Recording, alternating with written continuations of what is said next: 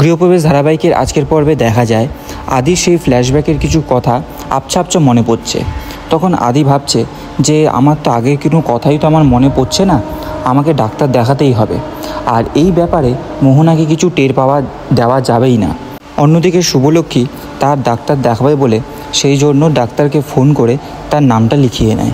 আদি যখন ডাক্তার দেখাতে নিয়ে যায় মোহনাকে, সেইখানেও শুভলক্ষ্মী যায় ডাক্তার দেখাতে। আর তাদেরকে দুজনকে দেখে, আদি আর মোহনাকে দেখে শুভলক্ষ্মী বেশ চমকেই যায়, যে ও কখনো ভাবতেই পারেনি যে এখানে আদি আর মোহনা আসতে পারে। মোহনা আদিকে বলছে, তোমার কোনো দরকারই ছিল না আমার সাথে তোমার সময় নষ্ট করে এখানে আসার।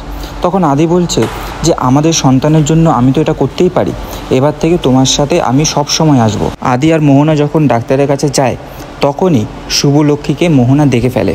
তখন মোহনা শুভলক্ষ্মীকে বলছে, তুমি এখানে? মোহনা শুভলক্ষ্মীকে বলছে, তুমি কি বিবাহিত? তুমি কি বিয়ে করেছো?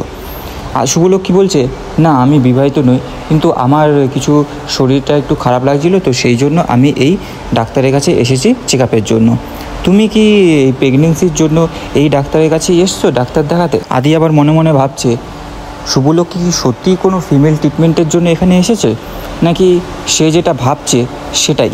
আদি আর মোহনা দুজনেই ডাক্তারের কাছে যায়। তখন আদি ডাক্তারকে জিজ্ঞাসা করছে যে মোহনা কি ঠিক আছে? মোহনা মাঝে মাঝে একটু দুর্বল লাগে, মাঝে মাঝে একটুখানি টায়ার্ড লাগে, সব কি ঠিকঠাক আছে? তখন ডাক্তার বলছে, হ্যাঁ সব ঠিকঠাকই আছে।